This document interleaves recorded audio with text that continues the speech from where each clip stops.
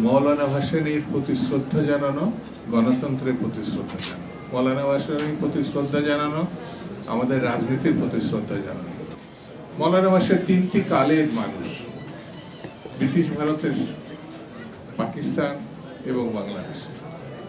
মৌলানা ভাসানী আমাদের পূর্বপুরুষ। এই উপমহাদেশে তিনি একজনই। গান্ধী যেমন অহিংসতার কথা বলেছেন, মৌলানা ভাসানী কিন্তু নিজের সঙ্গে প্রতারণা করেননি।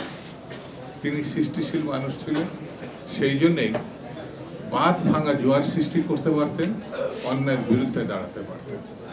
মৌলানা ভাসানীকে যারা সমালোচনা করে তারা নিজেরাও জানেন যে মৌলানা ভাসানী কতটা প্রাসঙ্গিক ছিলেন। তিনি কখনো অন্যায়ের সঙ্গে আপোষ করেনি, সবসময় কৃষক, শ্রমিক, মেহনতি মানুষের সঙ্গে ছিলেন। পাকিস্তানের টোটাল আমল বললে ভুল হবে।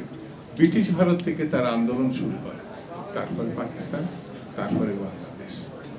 তিনি নেতার নেতা ছিলেন, তিনি সৃষ্টিশীল মানুষ ছিলেন, সাধারণ না অসাধারণ জীবনযাপন করেছেন।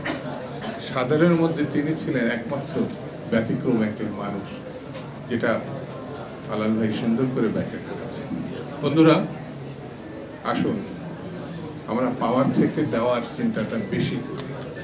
আগামী দিন গণতন্ত্রের জন্য, মানুষের জন্য, কৃষক, শ্রমিক, মেহনতি মানুষের জন্য যার কথা মৌলানা ভাসানী কাছে না, শহীদ জিয়া রহমান, বেগম জিয়া, এখন তারেক রহমান।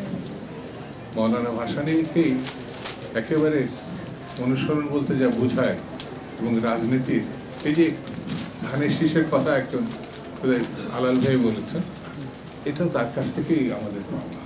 সেই জন্য বন্ধুরা, মৌলানা ভাসানীর প্রতি শ্রদ্ধা জানানো, গণতন্ত্রের প্রতি শ্রদ্ধা জানানো। মৌলানা ভাসানীর প্রতি শ্রদ্ধা জানানো, আমাদের রাজনীতির প্রতি শ্রদ্ধা জানানো।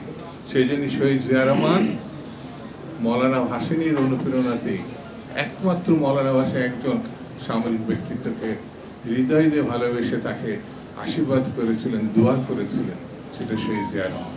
সেই পথ অনুসরণ করে বেগম খালেদা জিয়াকে আমরা পেয়েছি। মৌলানা ভাসানী ছিলেন আপোষহীন নেতা, আপোষহীন নেত্রী আমাদের বেগম খালেদা জিয়া, আর এখন জনাব তারেক।